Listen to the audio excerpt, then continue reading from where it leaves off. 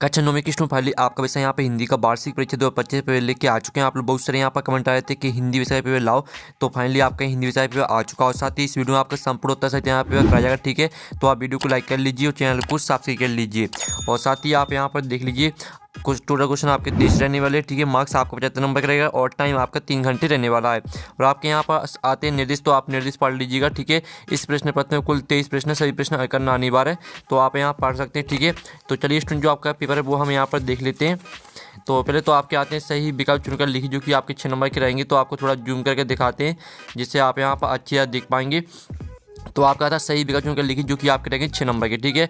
तो पहला था सूरदास किस भक्ति शाखा के कवि हैं? तो आपका था राम भक्ति, और बात था कृष्ण भक्ति, और साथ था प्रेम मार्गी शाखा, और दाता ज्ञान मार्गी शाखा। तो आपका इसका जो यहाँ पर राइट आंसर रहेगा वो आपका वाह हो जाएगा कृष्ण भक्ति शाखा, ठीक है। कृष्ण भक्ति शाखा आपका यहाँ पर राइट आंसर रहेगा। और साथ ही आप यहाँ पर देख लीजिए स्टूडेंट, जो आपके यहाँ पर दिया गया प्रेम वाटिका के रचनाकार हैं। तो आपका था जायसी, बाता कबीरदास, और साता मीराबाई, और दाता रसखान। तो यहाँ पर प्रेम वाटिका के रचनाकार हैं, तो इसका आंसर आपका रसखान हो जाएगा। और फिर आपका यहाँ पर तीसरा आता दो वर्णों की मिल से उत्पन्न विकार को कहते हैं। तो आपका था समास, बाता आपका संधि, और सात आपका व्यंजन, और दाता स्वर। तो यहाँ पर दो वर्णों की मिल से उत्पन्न विकार को कहते हैं, तो इसका आंसर आपका संधि हो जाएगा। और फिर आपका यहाँ पर चौथा आता है हिंदी साहित्य का स्वर्णयुग माना गया है, ठीक है। तो आपका था रीतिकाल, बाता वर्तमान काल, और साथ वीरता काल, और दाता भक्ति काल। तो यहाँ पर हिंदी साहित्य का स्वर्ण युग माना गया है, तो इसका आंसर आपका हो जाएगा भक्ति काल। फिर आपका आता है पाँचवा, ठीक है। जहाँ की शब्द की आवृत्ति एक से अधिक बार हो परंतु हर बार उसका अर्थ भिन्न भिन्न हो, वहाँ अलंकार होगा। तो इसका जो आपका राइट आंसर रहेगा वो आपका हो जाएगा एमक, ठीक है। एमक अलंकार होगा। फिर आपका यहाँ पर छठवां आता तिब्बत में सबसे खतरे की जगह है। तो आपका था डांडे, बाता टिड्री, और साता भीटे, और दाता थोइला। तो यहाँ पर तिब्बत में सबसे खतरे की जगह है, तो इसका आंसर आपका डांडी हो जाएगा, ठीक है। तो इस तरह से जो आपके सही विकल्प वो कंप्लीट हो जाते हैं। आपने अच्छे से यहाँ पे याद कर लिए होंगे। आप प्रश्न आपका दो आता रिक्त स्थानों में पूर्ति की, जो कि आपके 6 नंबर के रहने वाले हैं। तो पहला था महाकाव्य में जीवन का डॉट डॉट चित्रण होता है। तो महाकाव्य में जीवन का होता है समग्र चित्रण, ठीक है। समग्र आपका यहाँ पर राइट आंसर हो जाएगा। फिर आपका दूसरा आता दुष्ट व्यक्तियों के साथ साथ आदर्श डॉट डॉट भी होते हैं। तो यहाँ पर दुष्ट व्यक्तियों के साथ साथ आदर्श पात्र भी होते हैं, तो इसका आंसर आपका पात्र हो जाएगा। फिर आपका तीसरा आता मात्रिक छंद का उदाहरण डॉट डॉट है। तो मात्रिक छंद का उदाहरण आपका हो जाएगा दोहा, ठीक है। इसका आंसर आपका यहाँ पर दोहा हो जाएगा। और साथ ही आप यहाँ पर देख लीजिए, फिर आपका यहाँ पर चौथा रेगिस्तान आता है, तो वो हम यहाँ पर देख लेते हैं, ठीक है। तो आपको यहाँ पर अच्छी से याद करते जाना है।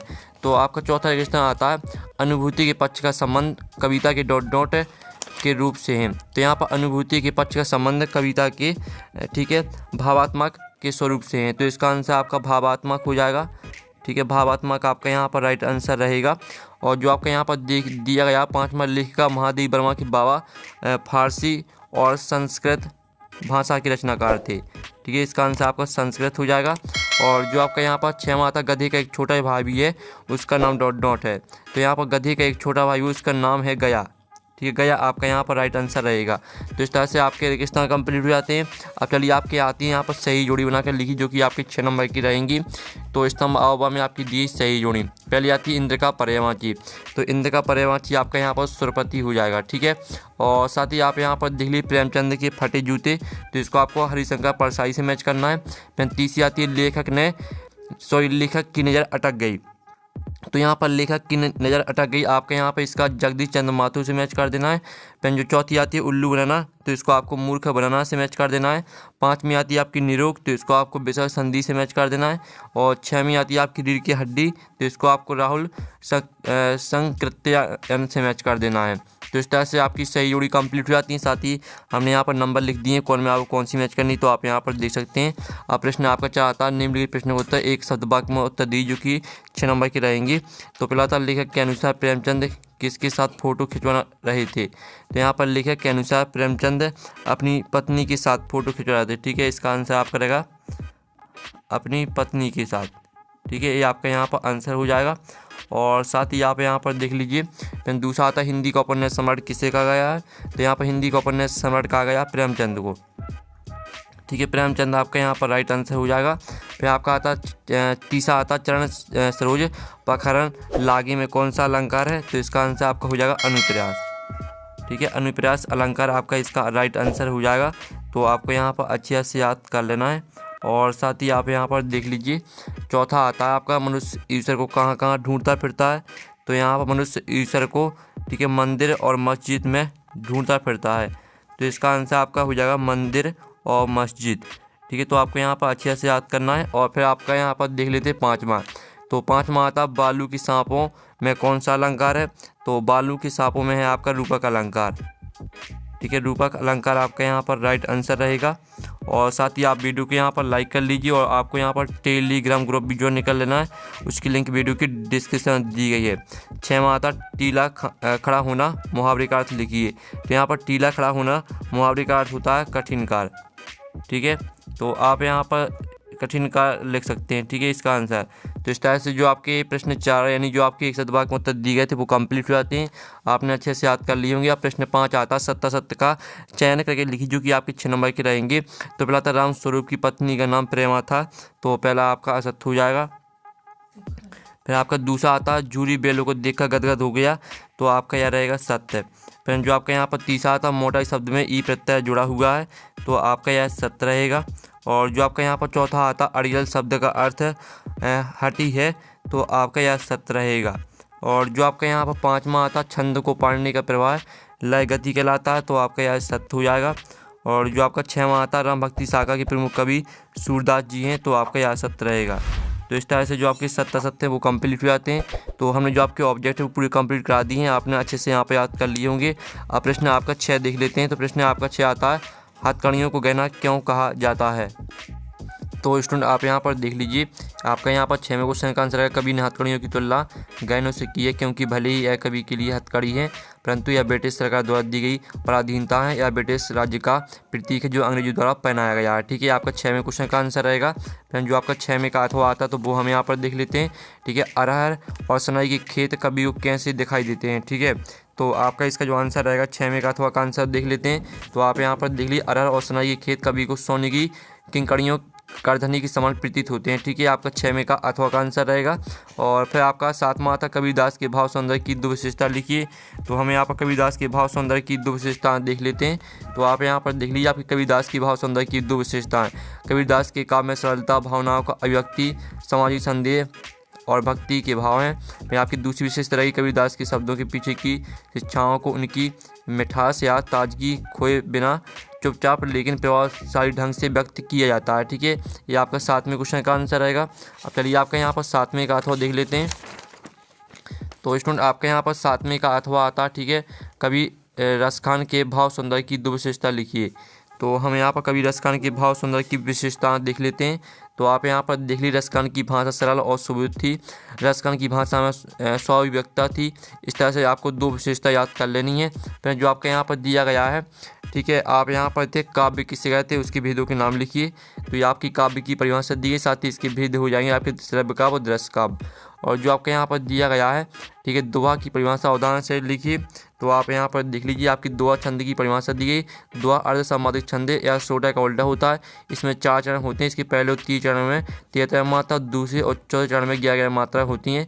साथ ही इसका उदाहरण भी आपको याद कर लेना है। और साथ ही आप यहाँ पर 9वां क्वेश्चन देख सकते हैं। ठीक है, उत्प्रेक्षा अलंकार की परिभाषा उदाहरण सहित आपको लिखना है। ठीक है, तो आप यहाँ पर देख लीजिए। पहले तो आपको परिभाषा याद करनी है। जिस अलंकार में उपमान के न होने पर उपमेय को ही उपमान मान लिया जाता है, अर्थात जहाँ पर अप्रस्तुत को प्रस्तुत मान लिया जाता है वहाँ पर उत्प्रेक्षा अलंकार होता है। साथ ही इसका उदाहरण भी देख लीजिए। ठीक है, ये आपका 9वें क्वेश्चन का आंसर रहेगा। फिर 9वें का अथवा आता महाकाव्य खंडकाव्य में 2 अंतर लिखिए। तो आप यहाँ पर देख लीजिए आपका महाकाव्य खंडकाव्य में अंतर दिया गया है। ठीक है, संपूर्ण जीवन दर्शन वर्णित होता है। जीवन का एक पक्ष घटना वर्णित होती है। नायक इतिहास से प्रसिद्ध धीरदात होता है, नायक साधारण होता है। ठीक है, तो इस तरह से आपको महाकाव्य खंडकाव्य में अंतर याद कर लेना है। और साथ ही आप यहाँ पर देख लीजिए भक्ति काल के 2 कवि हैं, प्रत्येक की 2 रचनाओं के नाम लिखिए। तो आप यहाँ पर देख लीजिए भक्ति काल के 2 कवि रहेंगे आपके। पहले तो रहेंगे तुलसीदास, इनकी ये रचना रहेगी रामचरितमानस। और दूसरे आपके कवि हो जाएंगे सूरदास और इनकी रचना हो जाएगी आपकी भ्रमर गीत। ठीक है, तो इस तरह से आपके यहाँ पर हो जाते हैं। ठीक है, जो आपका यहाँ पर 10वें क्वेश्चन का आंसर है वो आपका करा दिया। 10वें का अथवा आता है रस किसे कहते हैं, रस के अंगों के नाम लिखिए। तो आप यहाँ पर देख लीजिए। पहले तो रस की परिभाषा देख लीजिए। आपकी रस की परिभाषा यहाँ पर दी है। और रस के अंग हो जाते हैं आपके स्थायी भाव, विभाव, अनुभव, संचारी भाव। ठीक है, आपके इस तरह से यहाँ पर रस के 4 अंग दिए हैं, स्थायी भाव, अनुभव, संचारी भाव, विभाव। और साथ ही आप यहाँ पर देख लीजिए। फिर आपका 11वां क्वेश्चन आता है अनुप्रास अलंकार की परिभाषा उदाहरण से लिखिए। तो आप यहाँ पर देख लीजिए, आपके अनुप्रास अलंकार की परिभाषा यहाँ पर दी गई है और साथ ही इसका उदाहरण भी आप यहाँ पर देख लीजिए, ठीक है। और फिर आप यहाँ पर देख लीजिए अथवा आता है मात्रिक छंद किसे कहते हैं, किसी एक मात्रिक छंद का नाम लिखिए। तो आप यहाँ पर देख लीजिए, जिन छंदों में मात्राओं की संख्या लघु तथा गुरु स्वर अति तथा गति के आधार पर पद रचना होती है उन्हें मात्रिक छंद कहते हैं। और मात्रिक छंद के प्रकार, ठीक है, सममात्रिक छंद, अर्ध सममात्रिक छंद और विषम मात्रिक छंद, ठीक है। इस तरह से आपके यहाँ पर आंसर रहेंगे। और साथ ही आप यहाँ पर देख लीजिए 12वां क्वेश्चन आपका आता है गद्य की प्रमुख विधाओं के नाम लिखिए।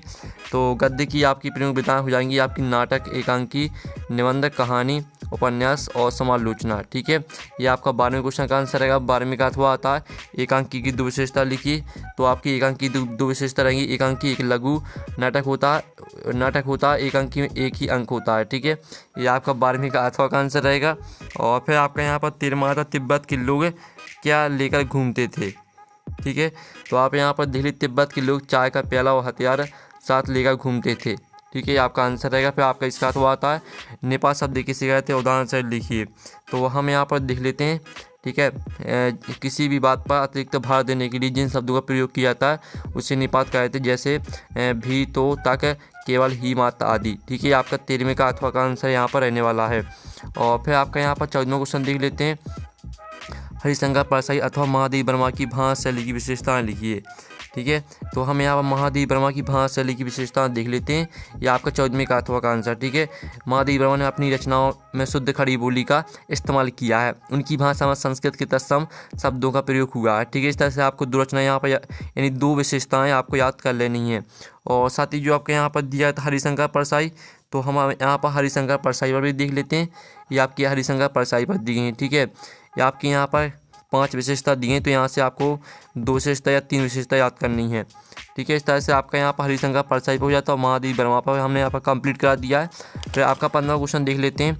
तो 15वां क्वेश्चन आता है लेखिका मृदुला गर्ग अपनी नानी से क्यों प्रभावित थी, ठीक है। तो हम यहाँ पर देख लेते हैं। आपका यहाँ 15वें क्वेश्चन का आंसर लेखिका ने अपनी नानी को कभी देखा भी नहीं, फिर भी उनकी व्यक्तित्व से वे इसलिए प्रभावित थी क्योंकि उनकी नानी पारंपरिक अनपढ़, ठीक है, परदानसी औरत थी जिनके पति शादी के तुरंत बाद इन्हें छोड़कर बैरिस्ट्री पढ़ने विलायत चले गए थे। ये आपका 15वें क्वेश्चन का आंसर रहेगा। और साथ ही जो आपके यहाँ पर दिया गया 15वें का अथवा मुहावरे एवं लोकोक्तियों में आपको अंतर लिखना है, ठीक है। तो आप यहाँ पर देख लीजिए, आपका मुहावरे और लोकोक्ति में अंतर दिया गया है, ठीक है। मुहावरा वाक्यांश होता है, लोकोक्ति पूर्ण होती है। इस तरह से आपको अंतर याद कर लेने हैं, ठीक है। और जो आपके यहाँ पर दिया गया है 16वां क्वेश्चन, ठीक है, निम्नलिखित मुहावरे का अर्थ एवं वाक्य में प्रयोग कीजिए, ठीक है। आपका 16वां क्वेश्चन दिया गया है। तो चलिए हम यहाँ पर 16वें का जो अथवा वाला दिया गया है, 16वें का ऊपर वाला आपको खुद कर लेना है। अथवा का हम देख लेते हैं सलीम अली पक्षी प्रेमी कैसे बने, लिखिए। तो आप यहाँ पर देख लीजिए, अपने बचपन के दिनों में सलीम अली ने अपनी एयरगन से एक नीलीकंठ बाली गुरैया नामक चिड़िया को घायल कर जमीन पर गिरा लिया था। इस तरह से पूरा आपको पक्षी प्रेमी बना दिया, यहाँ तक याद कर लेना है। अब चलिए आपके यहाँ पर देख लेते हैं नेक्स्ट क्वेश्चन, जिसमें आपका 17वां क्वेश्चन आता है, ठीक है। आप यहाँ पर 17वां क्वेश्चन देख सकते हैं, संधि समास में अंतर लिखिए, ठीक है। आपको संधि समास में अंतर लिखना है। तो आप यहाँ पर देख लीजिए, ये आपका संधि और समास में अंतर दिया गया, ठीक है। संधि में 2 वर्णों का योग होता है, समास में 2 पदों का योग होता है। संधि को तोड़ना विच्छेद कहलाता है, समास को तोड़ना विग्रह कहलाता है, ठीक है। इस तरह से आपको यहाँ पर याद कर लेना है। और जो आपका अथवा आता है काजी हाउस में कैद पक्षियों की हाजिरी क्यों ली जाती थी, तो आप यहाँ पर देख लीजिए, काजी हाउस में कैद पक्षियों की हाजिरी क्यों ली जाती थी, आपको यह बताना, ठीक है। तो इसका आंसर भी देख लीजिए, ये आपका 17वें का अथवा का आंसर है, ठीक है। पशुओं की संख्या का ठीक पता चल सके, कोई पशु बीमार तो नहीं है, इसका पता लगाया जा सके, ठीक है। इस तरह से आपको यहाँ पर याद करना है। ये आपका 17वें का अथवा का आंसर हो जाता है। फिर आपका 18वां आता है निम्नलिखित काव्यांश का संदर्भ प्रसंग व्याख्या लिखिए, ठीक है। प्रेमी ढूंढत में फिरो, प्रेमी मिले ना कोई, ठीक है। तो इसकी आपको संदर्भ प्रसंग व्याख्या लिखनी है। तो आप यहाँ पर देख लीजिए, आपकी संदर्भ रहेगा, ठीक है। प्रस्तुत काव्यांश संत कबीरदास जी की रचनाओं से लिया गया। कबीरदास जी ने अपने दुआ के माध्यम से भक्ति, प्रेम और सामाजिक सुधार के संदेश दिए हैं, ठीक है। और इनका प्रसंग देख लीजिए और साथ ही इनकी व्याख्या देख लीजिए, ठीक है। तो इस तरह से आपके यहाँ पर संदर्भ प्रसंग व्याख्या हो जाती है। और जो इसका आपका अथवा दिया गया, तो अथवा आपको खुद कर लेना है। हम दोनों में से आपको एक कराएंगे। फिर आपको 19वां आता है जो कि आपका गद्यांश दिया गया, तो इसकी भी संदर्भ प्रसंग व्याख्या लिखनी है आपको। विलासिता की सामग्रियों से बाजार भरा पड़ा है, इस तरह से आपके यहाँ पर दिया गया है। तो चलिए हम आपका यहाँ पर इसमें क्वेश्चन का आंसर देख लेते हैं। पहले तो आप यहाँ पर संदर्भ देख लीजिए, ठीक है। प्रस्तुत गद्यांश है श्यामचरण दुबे द्वारा लिखे गए निबंध उपभोक्तावाद की संस्कृति से लिया गया, ठीक है। इस तरह से आपका संदर्भ रहेगा। फिर प्रसंग आप यहाँ पर देख लीजिए, ठीक है। और साथ ही आप यहाँ पर व्याख्या देख लीजिए, ये आपकी यहाँ व्याख्या रहेगी, ठीक है। तो इस तरह से आपको यहाँ पूरे याद कर लेना, ये आपकी व्याख्या हो जाती है और ये आपका संदर्भ प्रसंग, ठीक है। और आपका यहाँ पर देख लेते हैं 20वां क्वेश्चन। तो 20वां क्वेश्चन आपका यहाँ पर आता है, ठीक है। यातायात के नियमों पर एक अनुच्छेद लिखिए। तो आप यहाँ पर देख लीजिए, ये आपका यातायात के नियमों पर अनुच्छेद है। परिवहन के जितने भी साधन हैं वे सब यातायात के काम आते हैं। यातायात सरल, सुगम और दुर्घटना सहित हो, इसके लिए सभी प्रकार के वाहन चालकों, पैदल यात्रियों और अन्य के लिए कुछ नियम बनाए गए हैं, ठीक है। इस तरह से आपको याद करना है। आपका 20वें क्वेश्चन का आंसर हो जाता है। और जो 20वें का अथवा है तो इसको आपको खुद कर लेना है।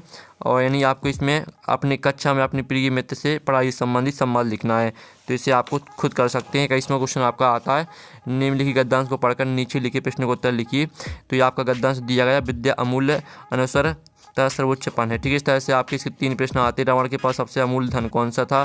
उपयुक्त अनुच्छेद का सारांश लिखिए, उपयुक्त अनुच्छेद का शीर्षक लिखिए, ठीक है। तीनों प्रश्न का आंसर आपको इसी में मिल जाएंगे, सिर्फ आपको गद्यांश को ध्यान से पढ़ना है। फिर इसका अथवा आता है जो कि आपका काव्यांश दिया है, काव्यांश में भी आपको यही करना है, ठीक है। इसके जो प्रश्न है वो देख लेते हैं। तो आप यहाँ पर देख लीजिए, इसके 3 प्रश्न आते हैं। इन तीनों प्रश्न के आंसर आपको काव्यांश से मिल जाएंगे। फिर आपका आता है 22वां प्रश्न, जिसमें आपको शाला त्याग प्रमाण पत्र प्राप्त करने हेतु अपने विद्यालय के प्राचार्य के नाम से आवेदन पत्र लिखना है। तो हम यहाँ पर 22वें क्वेश्चन का आंसर देख लेते हैं। ये आपका 22वें क्वेश्चन का आंसर, तो इसकी स्क्रीनशॉट आप ले सकते हैं। और जो 22वें का अथवा है, अपनी परीक्षा परिणाम की जानकारी देते हुए अपने मित्र को एक पत्र लिखी, तो इसको खुद कर लीजिएगा। 23वां आता है, जिसमें आपको निम्नलिखित किसी एक विषय पर रूपरेखा सहित निबंध लिखना है। तो आप यहाँ पर देख लीजिए। पहले तो आपको यहाँ पर दिया विद्यार्थी जीवन और अनुशासन, इसकी आपको प्रस्तावना लिखनी है, तो प्रस्तावना देख लीजिए, ठीक है।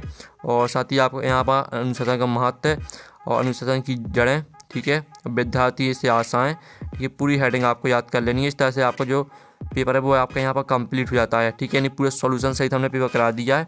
और पेपर का PDF डाउनलोड करना चाहते हैं तो लिंक वीडियो के डिस्क्रिप्शन में दी गई है, तो आप वहाँ से पेपर का PDF डाउनलोड कर सकते हैं। तो हम नेक्स्ट वीडियो में, थैंक्स फॉर वॉचिंग।